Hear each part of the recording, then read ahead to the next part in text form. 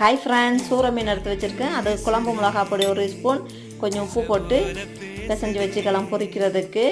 8 பல் பூண்டு, 1 துண்டு இஞ்சி இடித்து வச்சுக்குவேன். இஞ்சியும் பூண்டையும் இந்த மாதிரி இடித்து வச்சுக்கலாம். இப்போ தோசைக்கல் வச்சு கொஞ்சம் எண்ணெய் ஊற்றி மீனை போட்டுடலாம் பொரிப்படுறதுக்கு. ஒரு பக்கம் பொரி போட்டுருச்சு, மறுபக்கம் திருப்பி போட்டுடலாம். மீனெல்லாம் பொரி போட்டுருச்சு, எடுத்துருவோம். இப்போ ஒரு கடாய் வச்சு கொஞ்சம் எண்ணெய் ஊற்றிக்கலாம். இஞ்சி பூண்டை போட்டுடலாம். கொஞ்சம் பச்சை வாசனை போகட்டும். 2 கருவேப்பிலை, 2 பச்சை மிளகாய் போட்டுடலாம். கொஞ்சம் வதங்கட்டும். சின்ன வெங்காயம் ஒரு பவுல் கட் பண்ணி வச்சுருக்கேன், அதையும் போட்டு கொஞ்சம் உப்பு போட்டுடலாம்.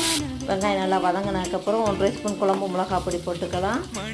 போட்டு லைட்டாக வதங்கினதுக்கப்புறம் கொஞ்சம் புளி தண்ணி விட்டுக்கலாம். இப்போ தண்ணி கொஞ்சம் ஊற்றிடலாம்.